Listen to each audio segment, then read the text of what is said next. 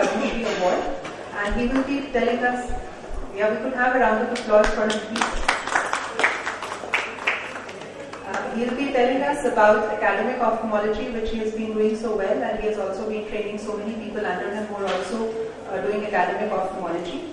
And then we have Dr. Chitra Ramamurthy, who, along with Dr. Murthy, has a very successful practice down south, and they do good quality work, and they're also very active in conferences, so they are both into academics as well as the private practice option of ophthalmology. And she will be speaking about whether solo or predominantly solo practices can still survive in today's competitive world. And then we have Dr. P.N. Nagpal, who of course needs no introduction. He's a doyen of ophthalmology, most of us know him, and he'll be talking about the topic that is close to his heart. He's been speaking about it at various fora, which is the option of true practice, which is perhaps the need of the day. Then we have Dr. Ritika Sachdev, daughter of Dr. Mayapal Sachdev, who's the Czar of corporate ophthalmology and has also been speaking at IIMs about corporate ophthalmology, and she'll be speaking about the corporate eye hospital chains that are opening up, and they are perhaps the inevitable future. We have Dr. Suresh Pandey, who has done a lot of academic work in US and Australia, and then he rotated his campus 180 degrees and then started doing private practice in Kota, a small city in Rajasthan. So he has had his perspective from both sides, the overseas academic option as well as the bread and butter private practice that we do in India. He'll be speaking about the overseas opportunities that we can pursue, and I'll be giving you some changing trends and an overview of the topic. Since Professor Gupta has another session where he has a lot of involvement, so he'll be speaking first about the academic ophthalmology option for youngsters. Professor Gupta, please. Thank you.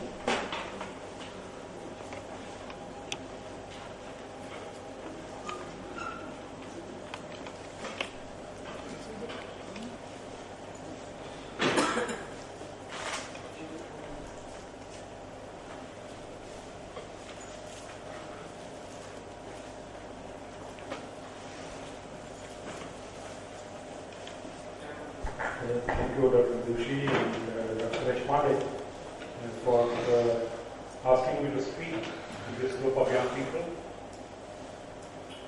And possibly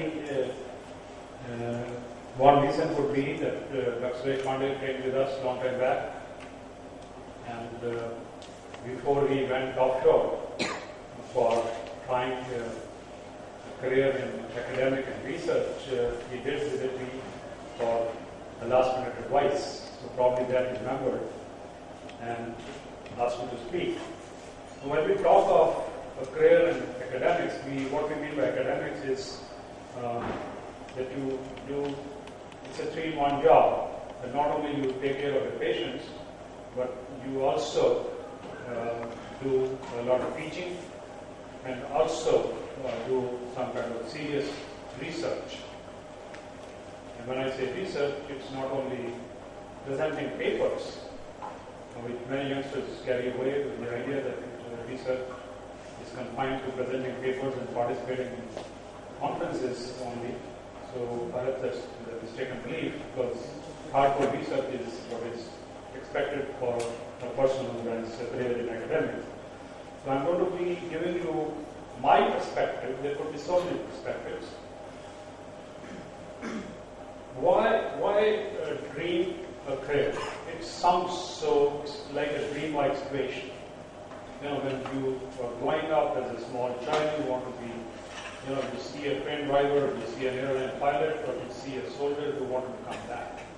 Okay, so when you are growing up, you see your teachers who are honored, felicitated.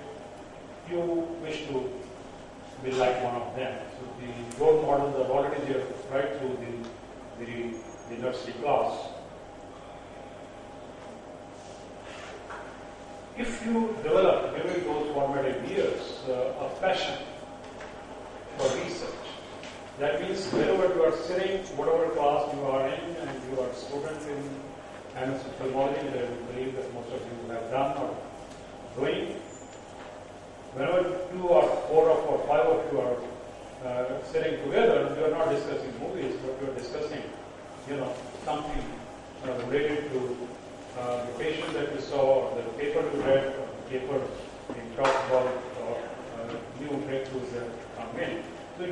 have to be, teaching each other, sharing your, what you saw the day before. You have to have that passion. Okay. Of course, when you're surrounded by young students, and they are the main driver for people like me.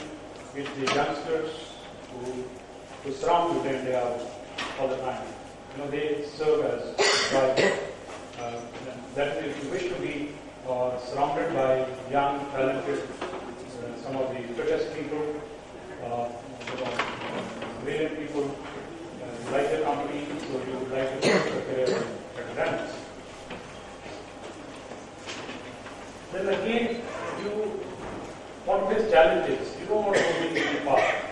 You learn a technique, and I see most of my colleagues in Indian ophthalmology, they learn how to do a cataract surgery well, or how to do a LASIK well, and the whole life they would spend doing that, purchasing the surgery. Today, it will be 10 cases a day, then a day will come and you are not satisfied even with 50 cases a day. And you keep going on and on, a robotic life to be, you don't want to face a challenge. But since some of you, some of those people would drop an UPS, or would have a complication, 1 out of 100, and they would have recorded it, they would show it all over the world how they dealt with that complication. Okay, that's not really an academic. Here you want to see on a daily basis a challenge, it pushes you to the limit. Okay, if you're driven by that kind of challenge, okay, you want to climb a mountain, you need to climb that mountain. Okay, if you feel challenged, that would give you a kick. If that kind of kick it gives you, then you are the kind of person who's going for academics. This also provides an interaction opportunity for, if you are a group of 5 or 6 glaucoma experts in an academic setting, which is basically institutional setting, the public or the private hospital institutional setting. There are a number of these in the country. Okay, where there are so many of these. So you are not actually asking for any favor and not doing a favor, but you are sharing, okay, this is the problem I came across today. So during tea break or lunch break or whenever you're sitting together, you have the opportunity. When I see many of my students, many of my colleagues who are in their solo practices or in group practices, they feel challenged. They say, well, I saw a patient, what do I do about it? They don't have any peer group to discuss those kind of. So if you're that kind of person, this provides a very, very good opportunity to have a free, without any fear, a free interaction among yourselves. And of course, if you're driven, that you want to extend the boundaries of knowledge, if you're working on the edge of what is known and what is not known, and you want to tread that kind of path, then this could be another driving force for choosing this. And of course, the kind of kick you would get, and I can still recall the first paper that I published several decades ago, it gives so much kick, it gives so much, you were full of energy at that time. And if your paper gets cited, and if it gets cited again and again, I think you don't need anything else but this kind of a driving force, that your work is getting recognized world over. So that really is an academic, career. Then of course you get a chance, some of you have presented papers or going to present papers in this kind of meeting, the regional or the national or international. And then finally, you start, this is where, when I began, I used to feel, how come, these guys are the ones who are giving lectures. How come I'm not running so much work? Why am I not being recognized? Okay, why am I not being invited? Okay. So you reach a stage where you will start reaching those limitations, and many times you have to turn down those limitations. So this could again be something, which set you up, for higher goals in your life, that you feel again very capable. Then of course you don't have to spend. If you're working in an academic institute, somebody is spending money in the public or the trust or the private institution. You as an academic person in the institute doesn't spend a single penny, and you get to work on top of the line equipment. That is, something technology changes and you start saying that, well, I need this, and your team says, well, you can get it because you have shown a good track record, so you could go into the academic line. It's a low risk if you land a permanent position, which are rather rare these days.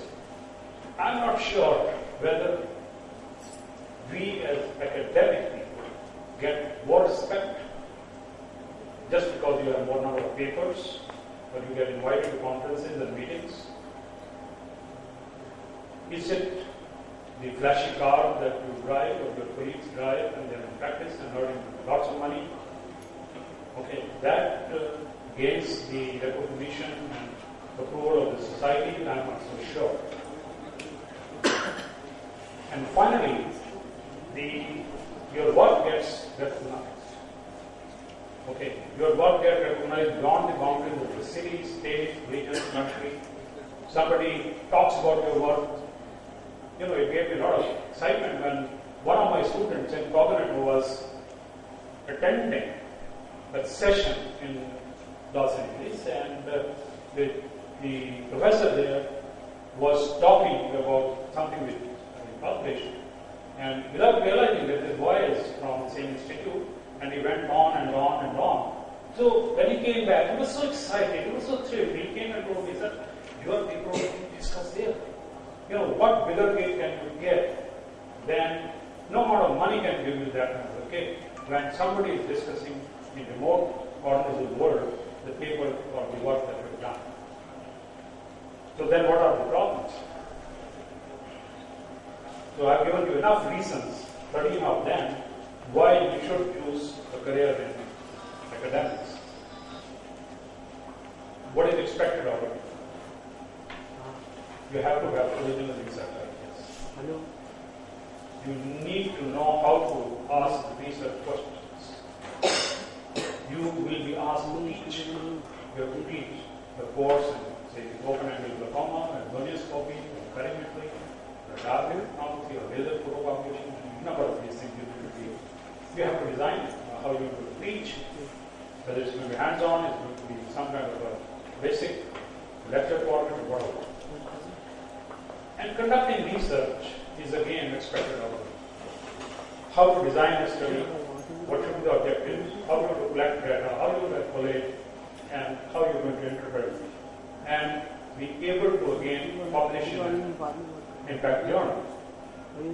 Many of my friends are happy publishing in some of these letters, which are institutional letters, which are not recognized as, or do not have an impact factor. They are not recognized anywhere. They are not. You can't search them on any of the usual search engines. So please don't waste your time publishing those kind of journals. And I said about teaching, supervising research by the students, and of course, let's have the better about it. You want your students who are entering into academics to be able to speak confidently about what they're talking about. They may have a good content, but if they fail to speak, confidently, it's good. Now, when you are deciding about choosing a career in academics, you should also keep in sight the challenges. First, and these are the questions you have to ask yourself. Nobody can answer these except yourself. Do you have it in you? This is the tagline for career in academics. Do you have it in you or do you not have it? Does it clash with your personality? Does it clash with your philosophy of life or lifestyle? You want to drive a flashy car, you'll never be able to drive it. You want to attend a evening party. Okay, you want to participate in all the functions of the family and relatives and friends. Now, because you don't control your time. There's no time for social functions, no time for your family. It's all the time, patience, research, teaching, 12 hours a day. Pay package is limited. Can I have one?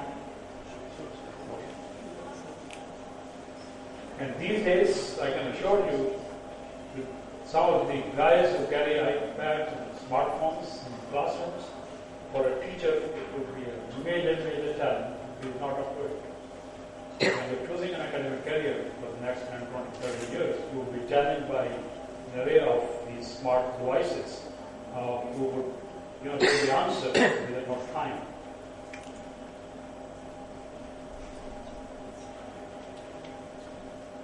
The reality check finally. The initial years are full of uncertainty when you are embarking upon this path. This would be no sure career path. Nobody on this world can tell you that, well, you will join today my group and you will reach the top. People thought at one point in time they could get away without publishing. No longer so. Hard work is not enough. If somebody claims I'm very, very hard work, resilience, that is real. That's the thing. You have to be open to receive. I have been criticized in open forums about my beliefs. I've been shouted down. I've been stopped. My papers get rejected, and rejection rate could be as high as 70%. Okay? Are you able to take it in its own stride? Do you get into a gloomy mood? Do you start shouting at a student because your paper got rejected? Okay. The comments. The initial comments in the initial years, the comments I used to get on my paper, these guys don't know how to write English. They don't know the use of article. The use of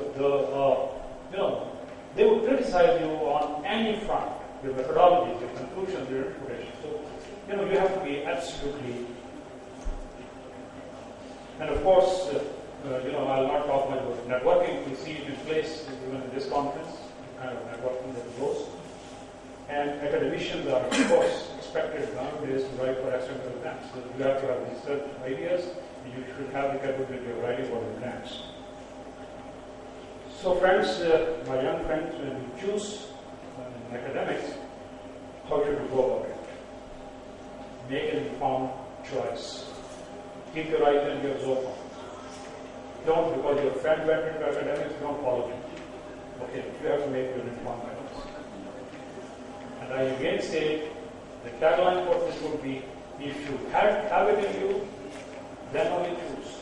If it is not an alternative vocation, that, I come from this category and I'm getting a job opportunity, I can assure you, and I see some examples around me, if you are not good, you will lead a life full of frustrations. Because you got immediately into an academic career and you're not able to perform to it or keep it up to it, you will have every day full of miseries and frustrations and humiliations. Don't embark on that path. Know your own commitment levels. How often in your life, daily life, you have had compared, no, I must finish this article this night and show to my chief this morning. If you don't feel compelled to write that and you say, well, I'll do it, don't lose it all. Know your competition. The huge competition. And discuss with your friends and mentors. Look for opportunities around you. Have a contingency plan. Don't put all eggs in one basket. If I get it, otherwise you're lost. No. Have a contingency plan. And finally, my advice to you would be, set a time limit that I'm going to try for the next 3 years to write into an academic position. If I don't get it, I'm going to choose. You have a contingency plan. Okay? Set the time frame and move on in life. Thank you very much for your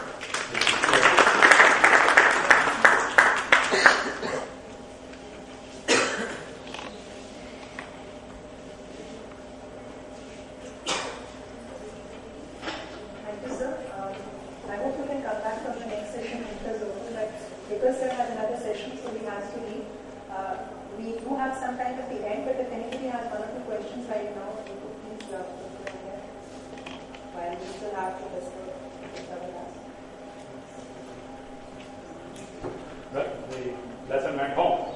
Thank you so much. Thank you so much. So, I'll be speaking about giving you a brief overview and the changing trends in academic practice today that we see them. I have no financial interest. Now, when you come out of your training, you have only been dealing with your clinical ophthalmology and learning how to diagnose and treat. But now you realize that there are so many other things that you can deal with. You have to deal with patients who are much more difficult in the When you have to deal with industry, you have to deal with issues of marketing, insurance, the fact that patients now need 5-star service and you have to have provisions to provide all these regulations that you must follow, the ever-looming threat of litigation, and you realize that you're not getting prepared for all these things. So once you're out in the big bad world of ophthalmology practice, grown doctors may feel, the youngsters, that they're faced with all these sharks that they have to deal with and they're somehow at a loss as to what to do. But the good news is that ophthalmology, as indeed medical field in India, is growing up progressively, unlike the industrialized world where it is getting a little saturated. And unlike a few years ago where good ophthalmology was concentrated only in a few centers in some of the big cities, it is becoming more wide-based. You have a lot of centers opening up in small towns and cities which are doing really good work, so it is becoming much more wider-based and rather than being concentrated in a few pockets. And the private health expenditure in India has been growing very healthy rate of 12.5% per year, so it augurs well for all of us who are related to the medical industry. And because cataract surgery is the bread and butter for ophthalmologists, we have an increasingly aging population, and this aging population now has access to increased incomes. So while we did only 5 lakh cataract surgeries in 1981-82, today we have done 4.8 million surgeries in 2006, which was the last data that is available, and of these, 60% were still done in the charitable sector, only 40% were done in the paid sector. So the large majority of cataract surgeries are still being ignored somehow by rest of all of us. So now, what are the options that a young ophthalmologist has once fresh out of training? You could join an academic institution like Professor Gupta mentioned, or you could join the government service at various levels, be it a district hospital or a regional institute for ophthalmology or a medical college, or you could start your own individual private practice, which is what most of us end up doing. Or you could consider a bit of a stint overseas, whether a short-term stint for training or long-term desirous of settling down or to earn some money. Or you could join a group. This is probably the need of the hour. There are very few groups that are doing successful practice, but this is being talked about more and more. Then there are so many corporate hospital chains that are entering the market, which you could join. Or you could join a charitable institute, which will give you a lot of good experience. And finally, if you are fed up of all of this and you just don't like ophthalmology, then there is always the option of going completely offbeat, doing something like MBAs and actually becoming a director and bossing over the rest of us. So if you join an academic institute, first I'll be talking about the non-government sector. Shankar Nitrale, etc. are of course the leaders in this, but there are many other institutions in the non-government sector which focus on both private practice as well as academics. They will provide you with an intellectually stimulating atmosphere. They will provide you with a challenging mix of cases which you enjoy doing. It is not just cataract and refractive surgery to earn more and more money. You will have access to latest equipment, as Sir was mentioning, and you will have the opportunity to keep learning all your life. And of course, you don't have to bother about day-to-day hassle which you have to bother in a private practice of managing things. And then you have colleagues for help if you are stuck in a tricky situation. The other academic option would be to join a medical college. They will also provide you with an academic atmosphere and the opportunity to continuous learning and training. And you will be practicing both what is the rich man's ophthalmology and the poor man's ophthalmology, in the sense that you will not just be cataract or practice surgery, but also corneal ulcers and NLD blocks, retinoblastomas and things. So you will not be concentrating only on a few diseases. In these medical colleges, you will have job security and stability, and of course there is a lot of prestige that is still attached to being called a professor. However, the infrastructure available in medical colleges across India is very variable. There may be some very good medical colleges which are comparable to the best institutions in the world, and then there are medical colleges which have hardly any infrastructure to talk of. So be very careful where you are applying and whether you have job satisfaction in these medical colleges. And then there will be limited financial growth, but some medical colleges will allow private practice that can augment your income. Then there are other government jobs at various levels, like I said, district hospitals, regional institutes, etc. And if the idea of helping the needy people appeals to you, then this is the job where you can actually provide services to the people who need them, who deserve them, and who otherwise do not have access to expensive private ophthalmic services. So you can serve the needy, you can also get experience at the same time. And initially you should try for a place where you are not all alone, because to be able to navigate all this government machinery all by yourself, and sometimes in remote locations the patients may be very difficult to handle as a government doctor. So initially try for a place where you have some support mechanism and other colleagues available, so that you are not you can learn the ropes, as they say, before you are at a place where you have to handle everything all alone. Again, the facilities available may be very variable. On the one hand, you have institutes like the Civil almost every specialty surgery and they have very good infrastructure, but then again, most government setups will not provide you that freedom, and it will depend on your personal skills, interpersonal relationships, and be able to push for these things in a government setup that you can get good equipment and practice good surgery. But the government red tapeism and interference from political bosses and administrative governments will always be a problem. But if the idea appeals to you, it is a good option for having a laid back, easy life without too many hassles on your head and job security as well. Then what most of us end up doing is the private practice. It will give you a lot of autonomy, you are your own boss. There is a potential for extremely high earnings, like Professor Gupta was saying, but remember, not everybody is able to realize that potential to the same extent, and not everybody may be driving an equally flashy cars. So whether you will be able to reach the complete potential will be depending on your skills and your hard work, and of course a bit of luck. But it will not depend on abstract factors like whether you are a favorite of the political bosses or things like that. It will only depend on you and your hard work and success. And you will also have increasingly now access to technology. So this is not just restricted to few centers, with Indian companies manufacturing medical equipment and the equipment's costs coming down. Even in private practice, you have access to the latest technology available. And again, in private practice, there are many options. You could either start with a complete setup of your own, which needs a bit more money, but you start basically with a cataract surgery, kind of an eye hospital of your own. It will entail initial investment as well as initial struggle. Or you could start your own small clinic and attach yourself with a big hospital where you can do your surgeries. This is a good trade-off where you don't have to invest your own money. Or the group practice option is open, or you could join an established ophthalmologist in your area. But normally, unless you are adding a subspecialty to the senior ophthalmologist, this will not be able to be very viable in the long term if you're only going to concentrate on cataracts and refractive surgery. So, what most people end up doing by default is a solo individual private practice because of lack of other options, or because we don't put in that much time to look for other options. So this is something that depends entirely on you. And there's nothing wrong with this. Some of the greatest ophthalmologists we know all over the world have essentially been solo ophthalmologists who were later employed as doctors as their practices grew. Now, group practice is something we often talk about. There are so many articles that people suggest that this is the need of the hour and we must all do it. But there are very few examples that we see of successful group practices which have not entered into any problems. The best viable option would be a fresh out-of-college group of 2 or 3 ophthalmologists who have similar backgrounds, similar trainings, and similar fears of starting their own practice could get together and start a group practice of their own, because now in today's world there is increasing hesitation to handle single and start on your own. And we must remember that if you want to survive the ego clashes that are inevitable in these groups, it is almost like a marriage. You have to keep your eyes wide open before marriage and half shut afterwards. And then there is this large sector that we often ignore, which is the charitable sector. Most of it is monopolized by NGOs. I hope we as ophthalmologists or ophthalmic bodies can also run their own charities. This will probably provide better opportunities to youngsters.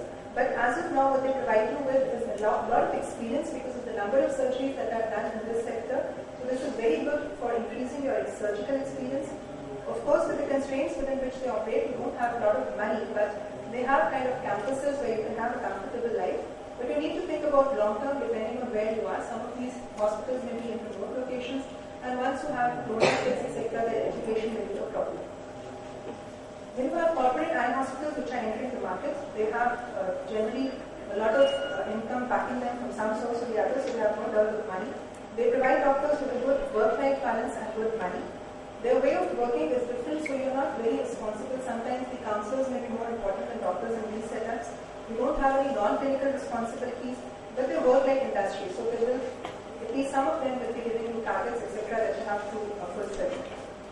But the youngsters must remember that to be able to reach the top in these corporate eye hospitals, you first have to be an excellent surgeon. So if you're just immediately fresh out of your training, it is a better idea to hone your surgical skills before you enter one of these hospitals. As a youngster who is still to if you have an excellent training and you're confident about your surgery, they will give you a lot of opportunity for future growth as well.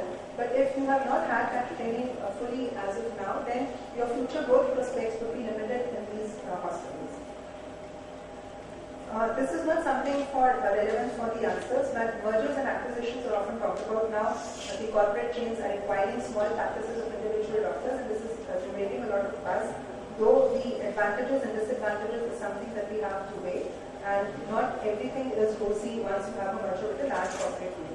So to summarize, there are lots of jobs available which offer good salaries and perks, yet many of them will not give you good job satisfaction. So before you sign on the dotted line for any job, don't just see the salaries and the perks, but actually go and observe that setup, whether it will be providing you with long-term job satisfaction as well. Choose very carefully, and like Sir mentioned, always have a plan B in case it doesn't work out. Now, because private practice is something most of us end up doing, so I'll just speak a little bit about that. 80% of ophthalmologists in India are in private practice in some form or the other. If you want to be in private practice, you need to be a hard worker, you need to be a people's person. If you're the kind of person who doesn't enjoy interacting with people in both good and bad way, then private practice is not for you. You have to be able to handle stress and be multitasker. And you have to carefully choose where you want to start your practice. You need an initial referral base, so it could be your hometown or your bigger city. Small towns and markets today do provide work opportunities. Wherever you are practicing, you have to concentrate on building a team, because now you have to do a lot of paperwork, settle insurance papers, and patients also expect various kinds of services. So learn to build a team.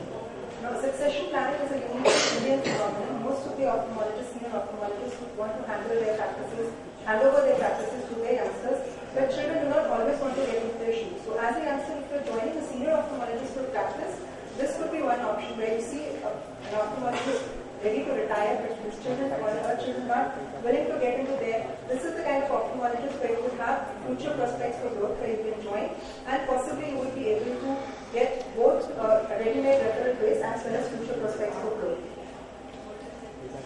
Marketing, I'll not be speaking much about it. So must remember that economic growth today is really happening in small towns and cities.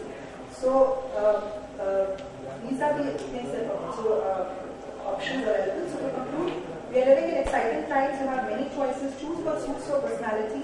There is space for every kind of work. Do not feel pressured by what you think is the trend of the day. But good training is a must, and you must do it now. Don't postpone it. So success comes from making best use of whatever you have, and remember, in the end, you just want to be happy and peaceful. You do not have to enter the rat race, because the trouble with the rat race is even if you win, you're still a rat. Thank you.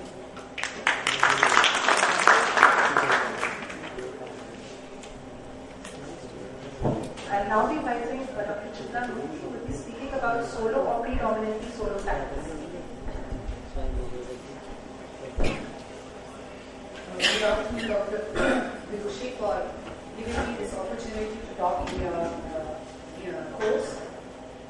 So I would briefly tell you about a predominantly solo practice or an individual practice, and my thoughts on whether they will be surviving.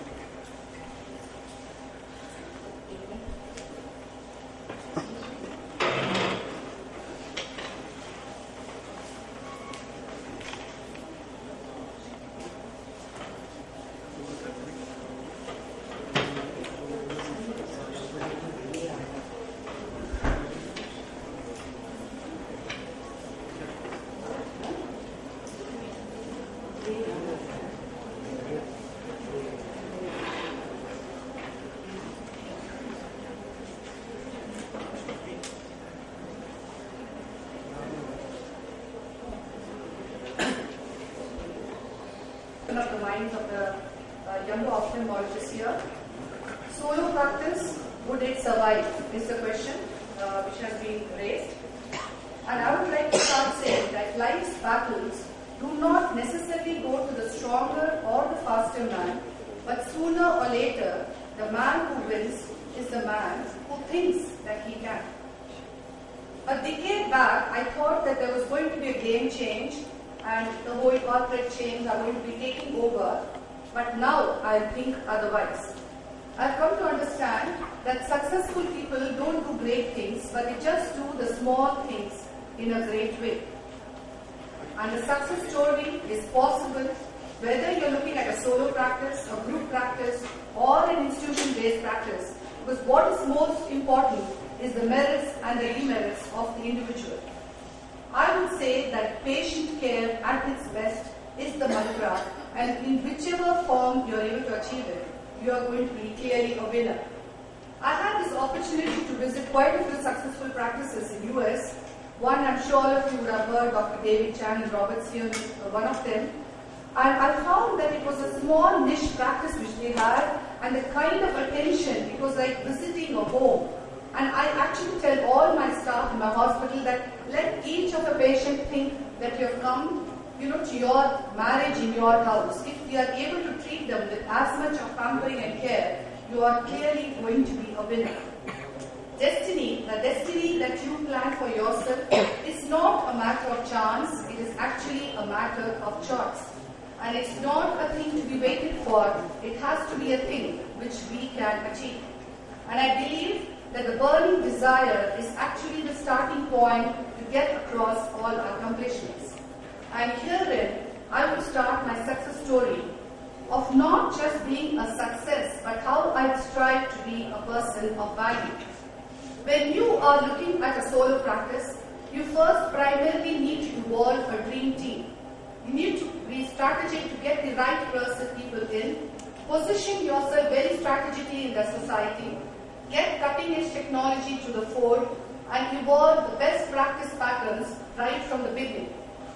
You need to departmentalize your work. You should have a good, small, core administrative team which should grow as according to your needs.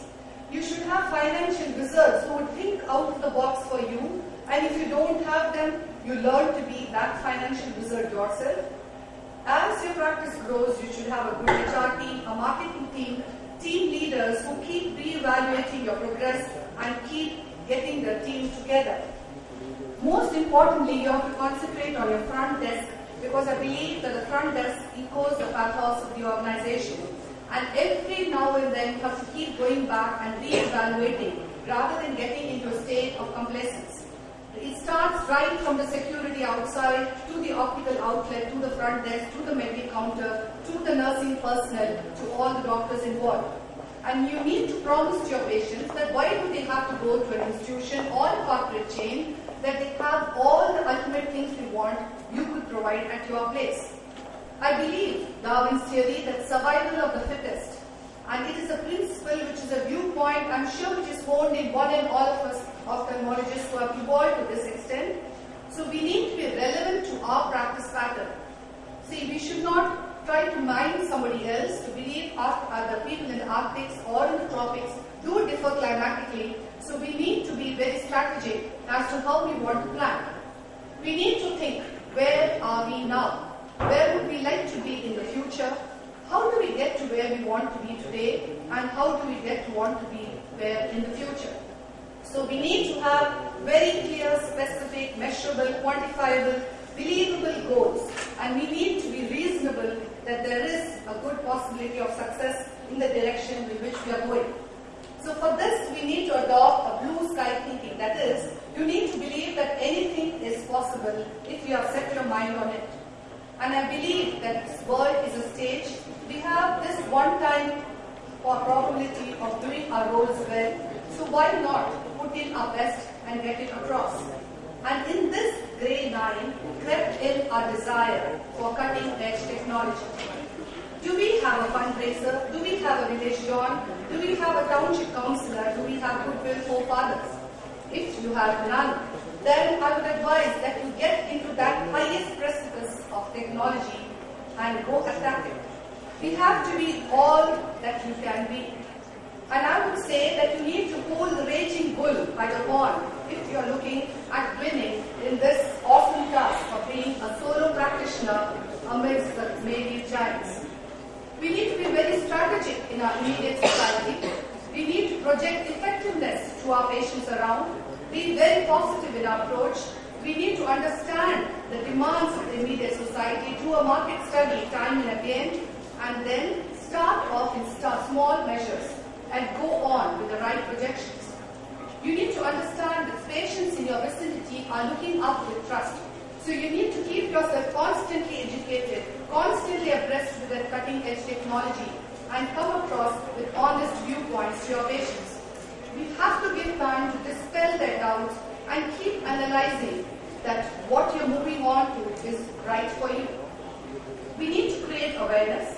For this, you have the various modules. You have the touch screens and the displays at the patient sitting area. We should have brochures in strategic places. counselors whom you should keep reassessing at time and again. You should organize public meetings at strategic points. You need to tell your patients every now and then that you are updating yourself and you should be ready to give that share time to them, keep them updated.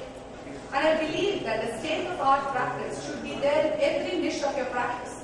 Whether it's a coffee counter or an optical outlet or the pharmacy, everywhere it should be a state-of-the-art which keeps resounding to your patients that the best would be available here. You need to keep getting analytical and evaluate. And we have to be open to the latest innovations and not keep a closed mind on any of these, because there a lot of thought has been put in whenever a new innovation comes in. And you have to have these regular meetings with your doctors where then there's a frank exchange of talks and you have to be receptive, because there's always some extra knowledge which keeps trickling in at every point of time. We need to visit successful practices but imbibe what is relevant to your practice. We need to understand that there's a changing demand for different age groups here in our own hospital, and we need to cater to all these different generations. There are certain investments which might initially appear doubtful, like when the CPI came in, we were not very sure. We're trying to fuel and flow patients, but we will keep going back and analyzing the result. A lot of information trickles in and makes you a stronger team. You need to have multiple technologies with you. When you're looking at refractive surgery, you should be able to provide the surface ablations, you need to provide the femtosecond lasers, you need to provide the ICLs. Whether it's the cataract segment, you should have all the range of IOLs in your market. Yes, you may lose on some chair time, but you're in a solo practice, so you need to concentrate all the time, because getting across to these patients is your mantra. You should keep looking within. You should be always at team building, streamline your processes, keep overseeing it, and most importantly, be modest and retain transparency amongst your colleagues. You need to understand that there's constant need for change, and change is inevitable, and you have to respond to this change. As you are in your solo practice, you need to do balanced advertisements and don't go crazy looking at a corporate chain leader.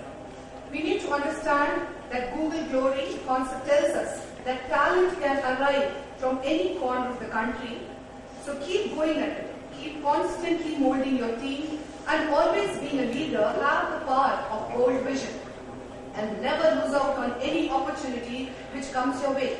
We need to understand that there's rapid changes which are occurring. There are emergence of new models which may succeed, which may not succeed. There's going to be a huge pressure on profit margins with a cutting-edge technology, which is your concept to grow.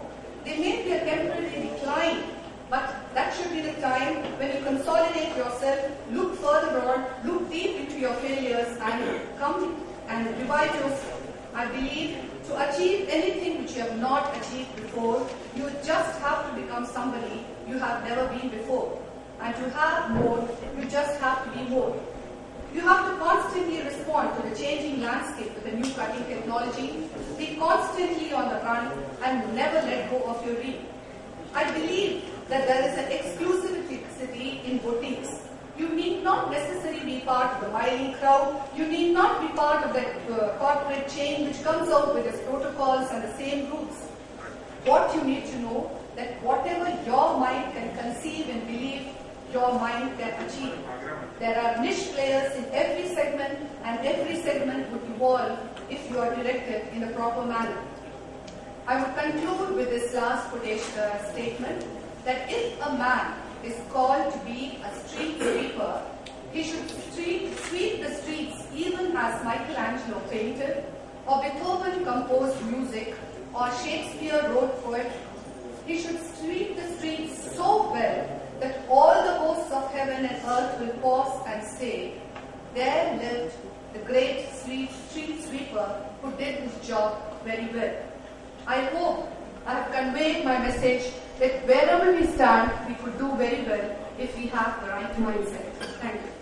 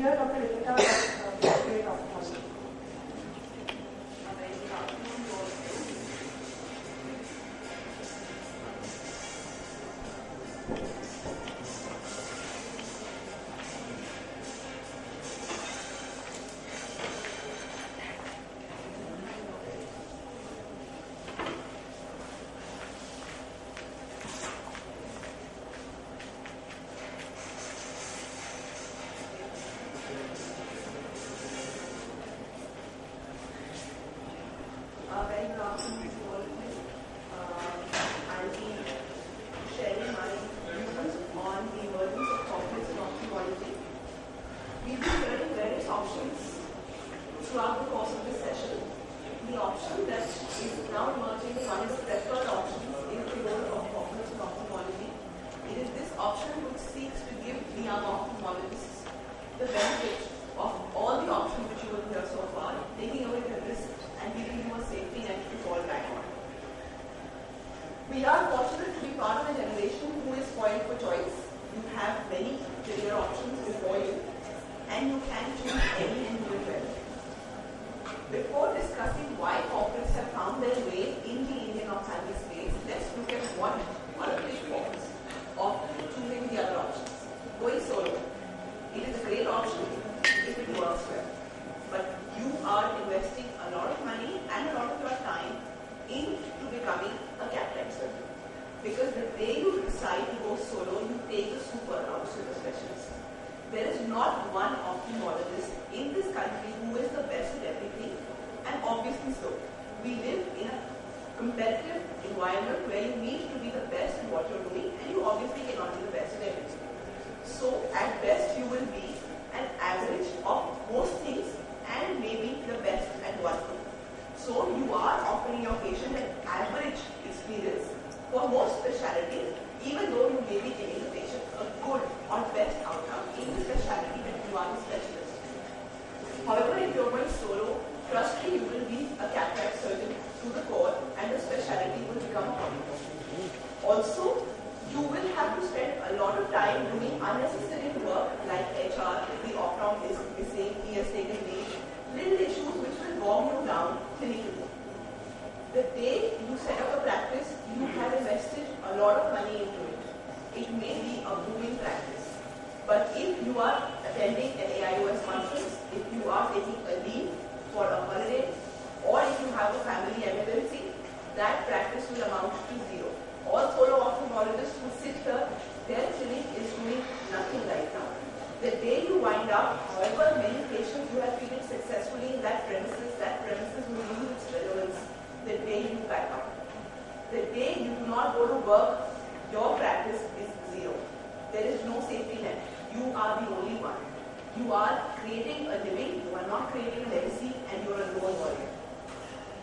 Government institutions, I have the deepest regard for. I received my training from AMC and NIMS, and I hold them in they hold a great place in my heart. Unfortunately, not all government institutions offer you the quality that some of them do. And of course, you're stuck with a boss. The boss may not like you. You may like the boss, but it is something which will shape your future, your practice, and you cannot control. Merit will not be the only thing which will be used to evaluate you. There is often a paralysis of policies and a lot of red tape which may come into government institutions. With the increasing economic development, I think we have moved out of the charity space. Most of the world has, and I think ophthalmology has too. Group practices are a great idea. They are almost like boy band and girl bands. You've heard of the Spice Girls, you've heard of the Backstreet Boys. They were very big. They come in big, they're a group of friends who want to do a lot, but they are not bound down as an organization. There is no policy. So a simple ego clash can just take it all away. Family is an option. You want to leave it all for your children, which is a great idea, but we live in a world where being a doctor is not the only profession. Your future, your children may choose other options, may choose other cities, or may simply want to work in a different manner than you do. So comes in the corporate setup. When you decide to work for a corporate, you are entering an organization of which you are the clinical arm. You are not hassled by the fact that what is the rental of the building, what is the maintenance of the building, is my housekeeping staff here, is the optometrist hired, or somebody is coaching my staff nurse. You are what you are meant to be. You are an ophthalmologist.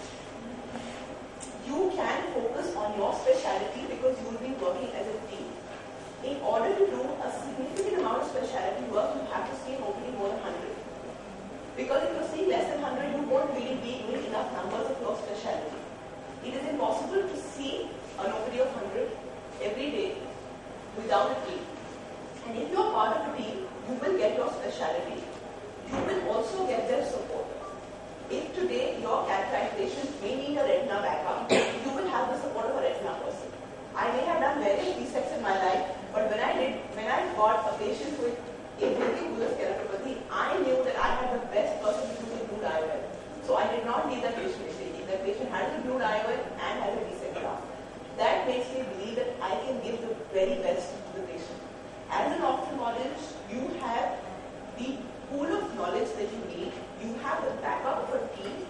You are constantly learning from them, and you can evolve in your specialty. If you want to invest in equipment, that equipment will make as much money or as much return when it is used. If a single person is using that equipment will not find its true value. In a corporate, there are various people who are using the same equipment. Therefore, a corporate will give you a technology that nobody else can, because a corporate can get the value out of that technology. You will have access to not only the best technology, but the best team to work with. The day I am speaking here, my clinic or my center is not shut. My postdocs are still being seen by someone because we work as a team.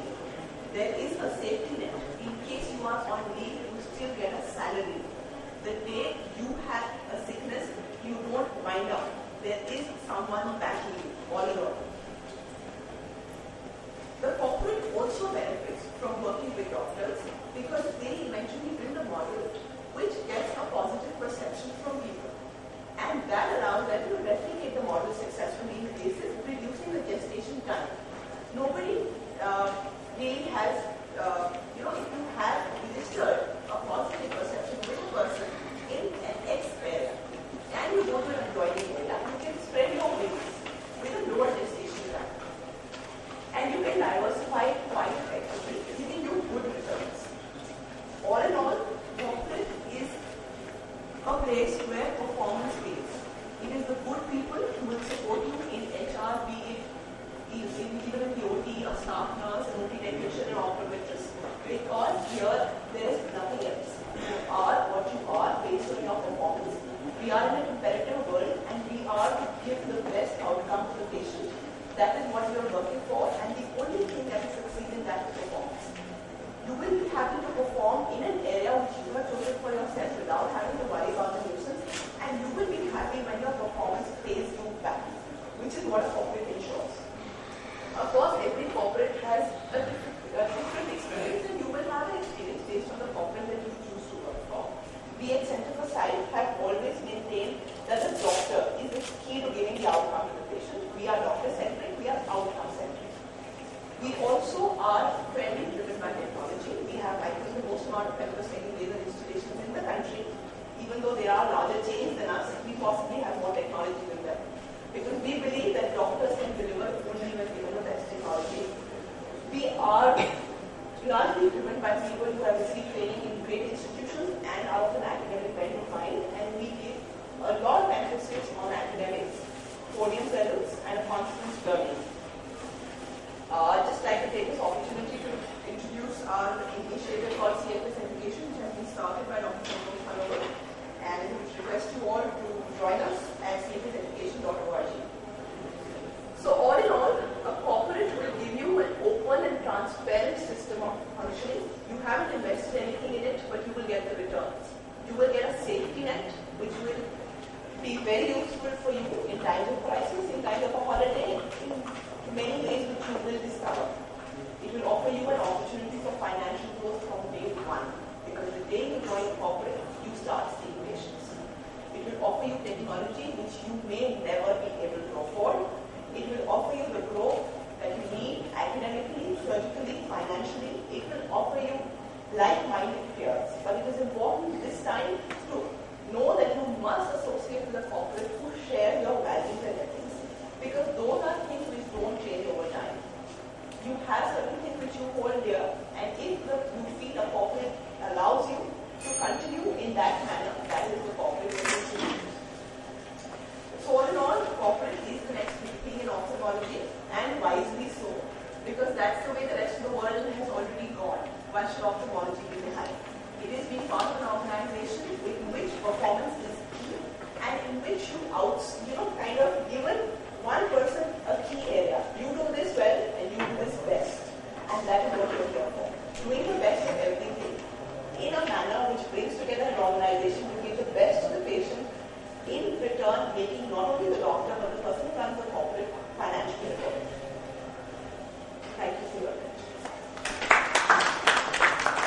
Dr. Ritika. We now have Dr. Suresh Pandey speaking about the overseas option. Because we are running behind time, I'll just request him to take this presentation. And then we have the final word by Dr. Nagpal, who must have the last word, of course, and give all of you the advice for that he has seen over a period of long time. Thank you.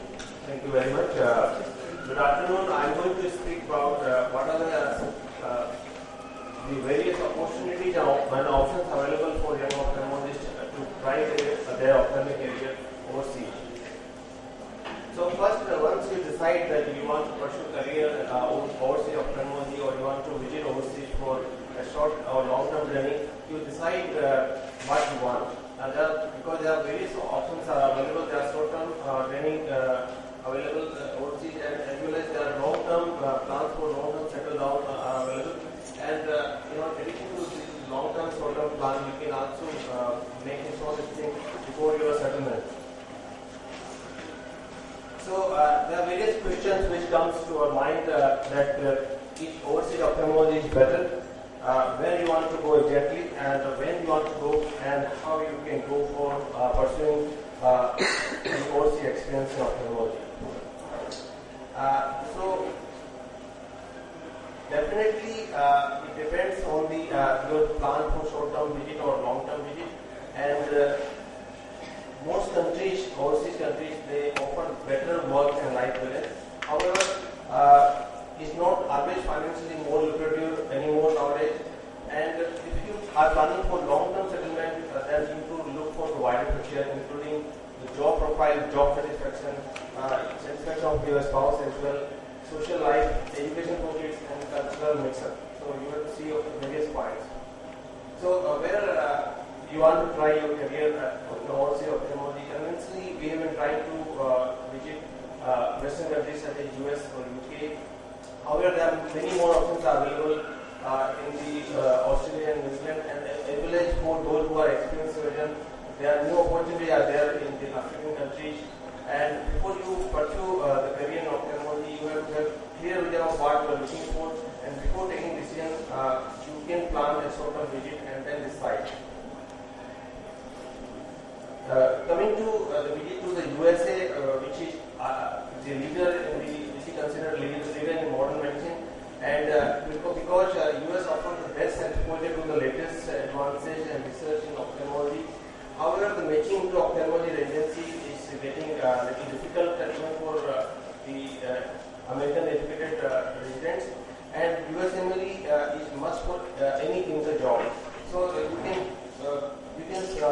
look to the various opportunities, because some programs in the US they take international fellows, where the fellow can have exposure to the clinics, and but they are not allowed to perform any surgical procedure, and you can continue to work in the research as well. And these are some of the programs in the US which you can find out on the internet that they offer the international fellowship training programs in the US. In Australia and New Zealand, there are some places like in Sydney and in Melbourne. They offer the clinical fellowship of 1 year, and you can visit these places. You can apply clinical fellowship in these places without any entrance examination. And one of the most important short-term and long-term fellowship is offered by International Council of Ophthalmology, or ICO, and there are two types of fellowship is being offered by ICO: is short-term fellowship and long-term fellowship. And the details of these fellowship programs can be seen on the ICO website. And there are various hospitals are available where you can visit for short-term and long-term fellowship. And there are options available to go and pursue your career in ophthalmology in the Middle East country. However, it's important to gain some experience, central experience before going to these places, because here you can work and make your career in ophthalmology if you are an experienced surgeon. And visit to Africa is one of the latest destination which combines the good money and work-life balance. And however, once again, it's very important to pursue career in African countries who are well-trained surgeons.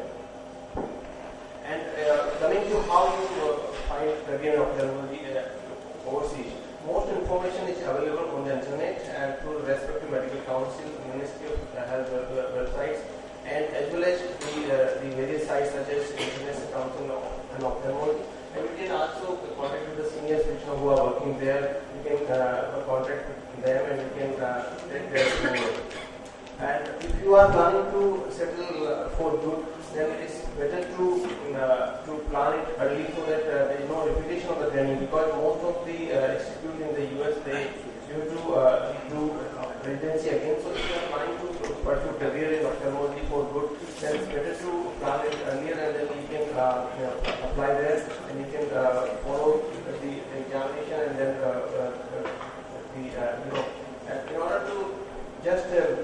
in order to conclude, the overseas option has lost some of the scene in last 2 years because there are rising opportunity at home, financial lucrative opportunity available in India, and there are tougher laws in other countries to get medical licensing. And traditional destination becoming more tougher, but there are many new emerging options, especially those who are well-trained surgeons. And in order to pursue career in ophthalmology overseas, make a plan, choose the destination according to your priorities, and because there are training opportunities available and which offer good work-life balance. And it's important to train yourself well, because getting a good training is very important for you to make a mark. And focus on publications because the list on your CV will really make a difference. And letter of recommendation from established known people in India will help you to get a better position in getting also of the world. Thank you so much.